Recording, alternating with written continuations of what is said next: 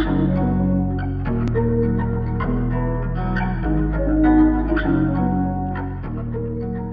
guys, today I'm gonna start by thank you all for the feedback. Não era bué louco eu começar assim, tipo, sei lá, depois dizia My name is Rosette Nascimento ou Rosette Born, para traduzir nomes. Aí tem shit. Por acaso teste quando começo a traduzir nomes, tipo, os nomes dos sítios e das pessoas não se traduzem. Aliás, nomes próprios não se traduzem, ponto. Não é Pequim, é Beijing, não é Nova York, é New York, não é Londres, é London. Eu acho que a gente diz Londres, sinceramente. Mas pronto. Mas não traduzam, já. Não traduzam. Senão Lisboa também. Houve-se tanta coisa, né? Houve-se Lisbon, houve-se Lissabona. Enfim, tipo, se nomes não se traduzem, ponto final, ok? Desculpem, eu ando a gravar um podcast também em inglês. Acabei de o fazer e esta troca. Ainda venho aqui com alguma vontade. Não, mas será em português. Boas, pessoal. Meu nome, como já perceberam, é Rogério Nascimento. Bem-vindos a mais um podcast. Eu queria começar, lá está, por agradecer novamente a quem enviou os áudios e conversou comigo sobre o assunto do episódio anterior, o bullying. Quem enviou mensagens a dar feedback sobre o episódio. Peço desde já desculpa porque houve pessoas que não conseguiram perceber muito bem os áudios de vozes distorcidas. O programa que eu utilizei era gratuito e por acaso não tinha muita qualidade. Quem ainda não ouviu é o episódio do passado dia 3 de maio. Está disponível nas plataformas digitais, ok? Eu penso que foi dos episódios com conteúdo mais didático que eu já fiz. Um pouco diferente, um pouco produtivo, mas muito bom. E por isso, obrigado pessoal por estarem comigo. Eu hoje queria falar com vocês sobre como é que pessoas comuns atingem resultados incríveis. Com os mesmos recursos que nós temos, simples, sempre estiveram ali disponíveis, mas que a maioria das pessoas simplesmente ignora. Queria começar por apresentar-vos o Mohamed Yunus. Um nome assim meio diferente, provavelmente não devem conhecê-lo. Este senhor é bengali, ou seja, é natural do Bangladesh, criou um banco para pobres. Pois o pessoal deve estar a pensar, então, mas os bancos servem mesmo para isso, não é? Para emprestar aos pobres. Será? Ok, o banco do Yunus não pede qualquer tipo de papéis, não pede comprovativos de rendimentos, não pede garantias bancárias, garantias próprias, não tem burocracias normais que um banco tem. Portanto, pede só o teu ID e pede o projeto da pessoa, quais são os serviços que a pessoa quer, para onde a pessoa quer usar este dinheiro. Yunus criou este banco para ajudar maioritariamente as mulheres do seu país que queriam, por exemplo, gerar autoemprego, mas que obviamente não tinham condições para tal. Portanto, é baseado na confiança e pelos vistos ele não se enganou, visto que a taxa de recuperação de crédito deste banco é de 98,35%, pessoal. Portanto, é muito superior a alguns bancos que nós conhecemos. Portanto, vejam lá. Dá que pensar, pelo menos para mim dá que pensar, porque para este senhor, para o Mohamed Yunus, o crédito faz parte, o direito ao crédito faz parte de um dos direitos humanos. Portanto, e o que é certo é que Yunus, em 2006, foi laureado com o Nobel da Paz, ele e o banco dele. Já agora o banco chama-se Grameen Bank. Se quiserem depois pesquisar e perceberem mais desta história, mas é uma das grandes ideias que eu já ouvi. Senhor bastante simples. Eu também li eu só consegui ver num artigo que ele usou apenas $27. Claro que com a conversão, o dólar é muito forte no Bangladesh, com a conversão daria mais dinheiro lá no Bangladesh, mas foram apenas $27 como capital social para abrir o banco. Portanto, pessoal, vejam bem esta história. Depois eu apresento-vos Derek Kayongo, que é um ugandês que fugiu do seu país por causa da ditadura feroz que havia na época. Não foi assim há tanto tempo. Chegou aos Estados Unidos, alugou um quarto para passar a noite, a sua primeira noite nos Estados Unidos. Mas quando ia tomar banho, ele reparou que havia vários sabonetes na casa de banho. Havia um para as mãos, um para o corpo, o shampoo, o condicionador. Kayong ficou a perguntar-se porquê que uma pessoa só tinha direito a tantos sabonetes. Quando eu descobri que os sabonetes que são usados apenas parcialmente pelos hóspedes, apenas uma vez, são atirados por e simplesmente para o lixo, Kayong decidiu começar a recolher esses sabonetes. Obviamente ele não podia fazer como cidadão comum, não é? Mas ele sabia que aquilo era a coisa certa a fazer, porque países como o seu, como o Uganda, países como o Quénia, têm sérios problemas sanitários. Kayong decidiu fundar a Global Soap, que é uma organização que recolhe os sabonetes semi-usados dos hotéis, recolhia desmiusados dos hotéis, reprocessava-os e distribuía pelas populações mais carenciadas do mundo. Conseguiram mitigar, conseguiram acabar com vários problemas sanitários, que era uma das maiores causas de morte naqueles países. Portanto, se quiserem saber mais, a Global Soap hoje já não opera, mas as atividades passaram para a cleantheworld.org. Portanto, pesquisem. Outra grande história que eu encontrei, feita ou levada a cabo por uma pessoa comum, como tu, aliás, que vem, se calhar, tem origens muito mais humildes que as nossas. E queria-vos falar também de Rick Chester, um vendedor de águas das praias de Copacabana, que se tornou palestrante pelo mundo fora, passando pelas maiores universidades como a de Harvard, ensina empreendedorismo aos alunos de gestão e não só, ensina de facto muitos gestores já com vasta experiência no mundo da administração, no mundo da gestão, e vão assistir palestras de Rick Chester. Façam também a vossa pesquisa e vão perceber como é que o Rick subiu. Tipo, ele vendia, pessoal, ele vendia, nós não estão a perceber. Sabem aqueles gajos quando vocês vão à praia que estão a vender bolas de Berlim, por exemplo, que eles estão a vender óculos. O Rick vendia garrafas de água, comprava através a preço de fábrica, ia vender para a rua e para as praias de Copacabana, naquele pardão gigantesco, ia vender garrafas de água. Houve um senhor que comprou garrafas de água, deu-lhe um ditite. Lá está, eu leio isto em vários artigos e cada um diz da sua versão. Mas uns dizem que foi uma dica, outros dizem que foi uma. Dei-lhe uma resposta mais ríspida. Por exemplo, o que é que uma pessoa. Eu acho que o Rick disse qualquer coisa motivacional e o senhor não gostou e disse: o que é que um vendedor de águas sabe sobre motivação? Foi algo parecido e ele pegou em si. Carregou mesmo, pegou mesmo em si no seu corpo. Não, estou a brincar. Mas ele pegou em si e por que não? Não é? Por que eu não posso palestrar? E lá foi o Rick, apenas ele e o seu sonho conseguiu chegar a Harvard. Tipo, eu nem em sonhos, nunca sonhei com Harvard sequer. Portanto, é gigantesco, pessoal, é gigantesco. Eu pergunto qual é que é o segredo destas pessoas. O que é que elas fazem de diferente? Que água é que bebem? O que é que comem? Não é? Será que elas são tão diferentes de nós, de mim, de ti? Deixa-me contar-vos uma pequena história. Tenho aqui uma pequena história para vos contar. Eu ouvi esta história pela primeira vez através de um escritor brasileiro chamado Nilton Bonder. Então a história conta que na altura da Idade Média uma criança foi encontrada morta. Para interesse de alguns poderosos da altura tinha que se encontrar um culpado, não é? Então eles decidiram culpar um homem de uma forma super aleatória. Ele foi preso injustamente e foi marcado julgamento para ele. No dia do julgamento, o juiz achou por bem fingir que não havia qualquer conspiração, não é? Que o homem era de facto culpado, e deu-lhe a oportunidade dele demonstrar a sua inocência. Ele perguntou ao homem: você considera-se um homem de fé?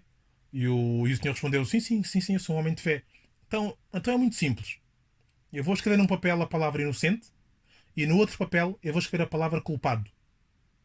O senhor vai escolher o seu destino, escolhe o papel e a sentença será dada por si. E nós fechamos o julgamento. O que é que pensamos logo? Fixe, olha. Por um lado, ele tem 50% de hipótese de sair dali absolvido e não sei o que mais.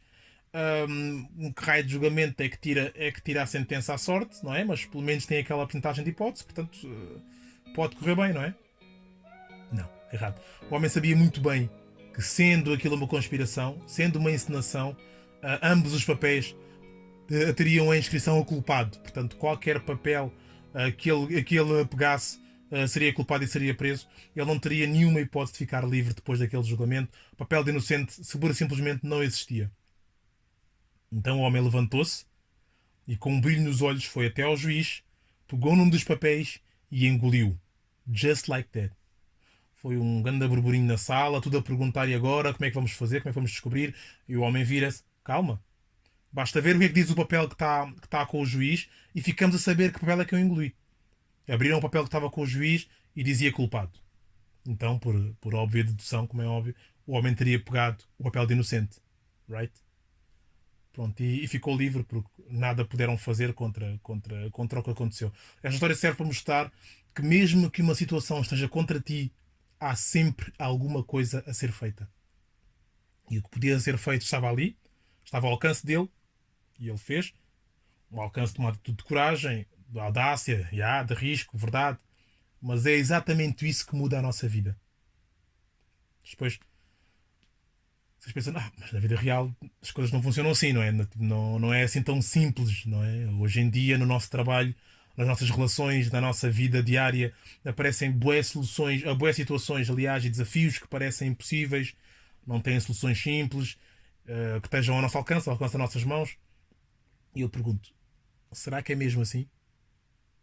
Será que é assim tão impossível? Será que estes exemplos parvos que o Rogério gosta de dar não acontecem assim na vida real? Três exemplos, pessoal. Três exemplos. O primeiro, hoje em dia existem mais ou menos, eu acho que mais, 1 bilhão de pessoas no mundo que não têm acesso à energia elétrica. No Malawi, por exemplo, um dos países mais pobres do mundo, 98% de pessoas vivem sem luz. Se fosse possível. E se fosse possível oferecer energia elétrica à população de países carentes em pouco tempo, sem investir muito e de forma gratuita? Parece impossível, não é? Pois é. E se eu vos disser que houve um adolescente de uma aldeia pobre no Malawi que arranjou uma solução? William Kamkwamba. Depois de uma grande seca no país dele, algumas pessoas morreram. O William e o seu pai eram agricultores, não é? Como muitas outras pessoas. Não tinham condições para continuar a colher os frutos que eles plantaram e estavam preparados para morrer, como muitas outras pessoas fizeram. O William não tinha muito dinheiro para frequentar a escola e, portanto, ele passava os dias a ler livros, revistas numa biblioteca local. Num desses livros, ou numa dessas revistas, ele viu uma foto de um moinho de vento. E ele pensou, bom, um moinho de vento produz eletricidade, dá para ligar à bomba d'água e passar a água para os campos. Era uma boa ideia. O William não tinha dinheiro para construir um moinho. O William tinha de usar os recursos que ele tinha à mão. Então o William pegou em pedaços de madeira, uma hélice de um motor de trator, um dínamo de uma bicicleta que ele encontrou no ferro velho, conseguiu fazer um moinho, conseguiu acender 4 lâmpadas e fazer funcionar 2 rádios. Apenas isto, pessoal, apenas isto já seria uma grande revolução numa zona onde não havia sequer energia elétrica. Mas não, o que o William queria era mesmo mudar a vida dele e a sua região. Então construiu um segundo moinho que ligado a uma bomba d'água, conseguiu fornecer água potável pela primeira vez na sua aldeia. Uma história fantástica, pessoal. Se quiserem saber mais, há um filme na Netflix que se chama The Boy Who Harnessed the Wind, ou acho que em português é O Menino que Prendeu o Vento. É do Chiwetel Ejiofor, é um grande filme, uma grande história e é verídica. Portanto, não percam tempo. vão já ver a seguir ao podcast. Marquem na vossa lista de Netflix, é um grande filme. Eu vou colocar também no meu Instagram. Eu vou. Não é promover, como é que se diz? Está a faltar agora o termo. Já não lembro o termo, mas o termo é mesmo. Eu vou publicar na minha story e depois vão lá. É um grande filme. É um grande filme.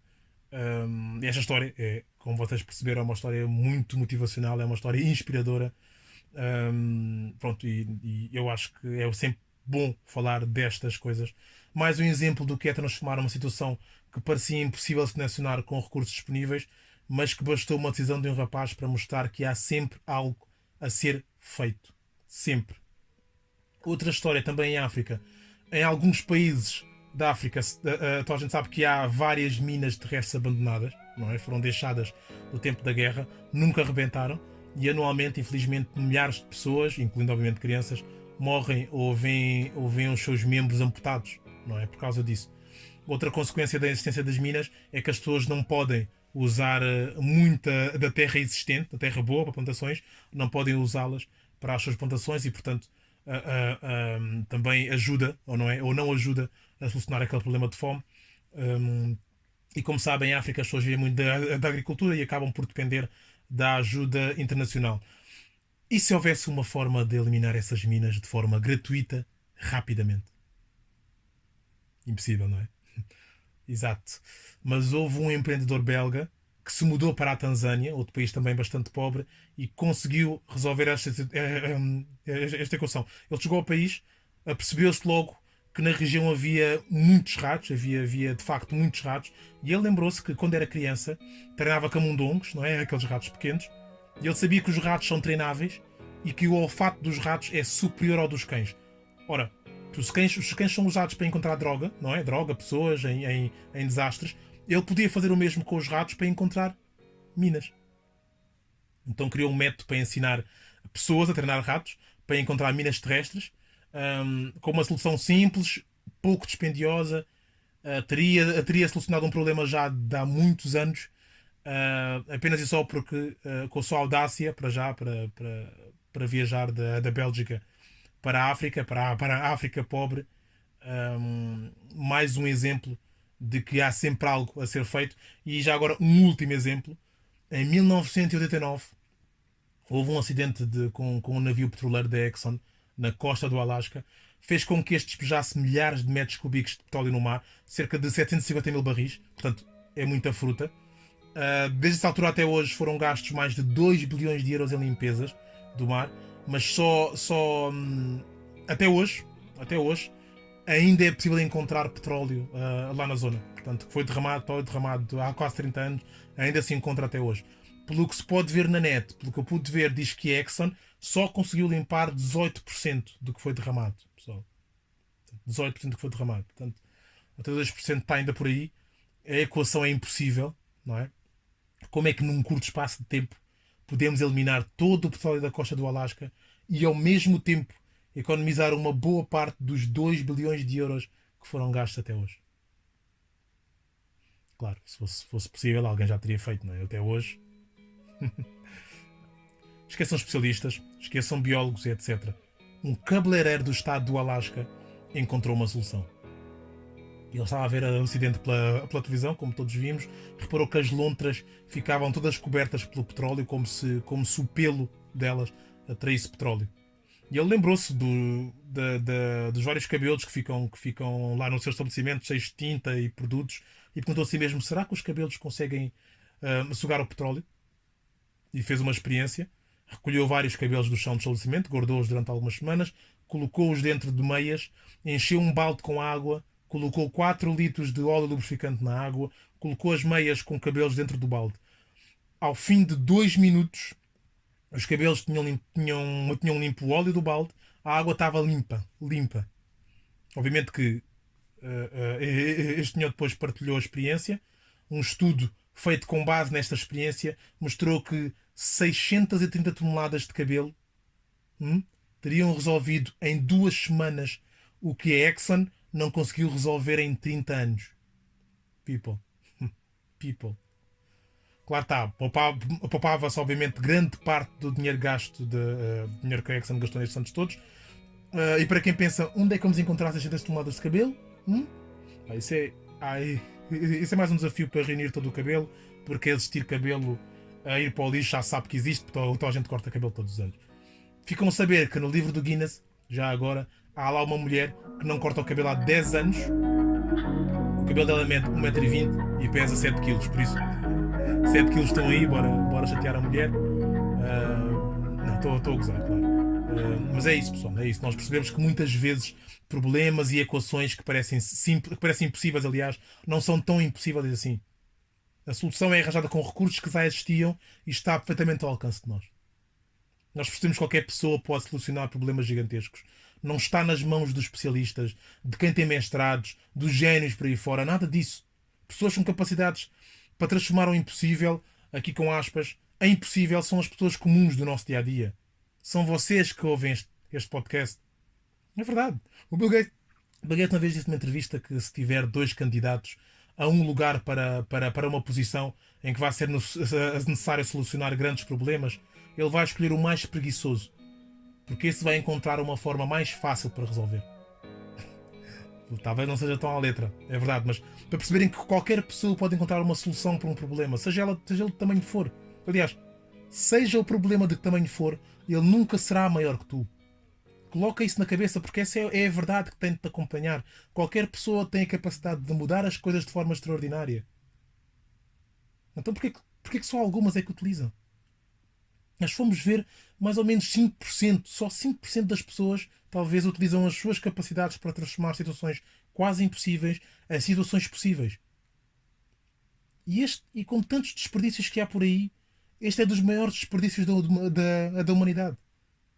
Já imaginaram quantas transformações existiriam no planeta se em vez de 5% fossem 20% ou 30% de pessoas a usar estas capacidades? Nós seríamos todos muito melhores. Porque o comportamento gera comportamento. E em vez de termos tanta gente a seguir quem não interessa, porque existem em maior número, não é? Teríamos muita gente a seguir estes comportamentos que as levariam, e a todos nós, a destinos bem melhores. Pessoal, e a boa notícia é que a única diferença entre estas pessoas e as outras todas são as atitudes. E é boa porquê? Porque toda a gente pode mudar de atitudes. A grande diferença é que essas pessoas veem os problemas e os desafios de forma diferente da maioria. Para elas, quando um desafio aparece, elas não perdem tempo a choramingar, a queixar-se da vida, elas não desistem, não cruzam os braços, não se perguntam porquê em mim. Elas pensam no propósito, no significado do problema, transformam numa equação e procuram soluções. Elas têm algo que se chama curiosidade. E o curioso não descansa, não é? O curioso é mais dedicado, é mais focado. E pessoas assim produzem mais, são muito mais criativas. Pessoas assim não têm medo de arriscar, não têm medo de serem gozadas, não é? O que estás aí a fazer? Ah pá, estou aqui a treinar ratos para encontrar minas. Estou aqui a catar cabelo para questões ambientais. Percebe? Vocês já tentaram perseguir algo usando estes elementos? Curiosidade. Algo inspirador. William, o rapaz que construiu os moinhos no Malawi, hoje ele é convidado assíduo de convenções sobre o clima, licenciou-se nos Estados Unidos, lançou um livro que faz parte do programa de leitura de vários cursos universitários. O empreendedor belga criou uma ONG que multiplica o ensino para o treino de ratos em vários países africanos, aqueles que precisam, ajuda assim várias regiões a vencer a fome, porque aqueles campos são fulcrais para a subsistência desses povos, não é? O cabeleireiro do Alabama patenteou a sua ideia, criou produtos e são usados hoje em despoluição. Descobriu-se que o mesmo cabelo pode ser usado para aí 90 vezes no mesmo processo. Portanto, lembram-se de ter dito que seria um desafio enorme juntar 600 toneladas de cabelo? Pois é. Ele criou uma organização sem fins lucrativos também. Fez parceria com vários cabeleireiros, vai fazendo parceria com vários cabeleireiros para a recolha de cabelo para depois ser usado em desastres parecidos com o do Alasca. Por isso, pessoal, uma equação impossível, com propósito, significado, que seja relevante e transformadora, que crie um vínculo emocional com quem quer resolver esse desafio, seja qual for, seja de que área for, seja que desafio for. Estes são os ingredientes que fazem com que pessoas comuns atinjam resultados incríveis. Não são os estudos, não é o dinheiro, não são as melhores condições. Pá, se isso ajuda, claro que ajuda. Eu seria hipócrita, não é? Se eu dissesse o contrário. Mas como já perceberam, não é desculpa para não fazeres. Por mais difícil que te pareça o problema, por mais impossível que te pareça a solução, há sempre algo a fazer. Por isso, só depende de ti transformares 0 em 100. Eu acredito que se nos esquivarmos de um desafio, esse desafio voltará numa forma completamente diferente. E não podemos mudar o mundo apenas com pensamentos, por mais bons que eles sejam. É preciso fazer alguma coisa. E sinceramente, como já tinha dito, esquecem mudar o mundo. Muda tu, faz tu. O mundo muda todos os dias. A tua atitude vai ajudar a ditar para que lado ele vai mudar. E hoje ficam por aqui. Já sabes, partilha este episódio com amigos, com familiares, com quem tu achas que devia ouvi-lo. Podes enviar a comentários, sugestões para o Insta ou para o Face, Frases do Rosdet. Segue o podcast no SoundCloud, Spotify, Google ou Apple Podcasts, YouTube, Deezer, you name it. Todos os domingos sai um novo episódio. O meu nome é Rosdet Nascimento. Este é o Ponto R.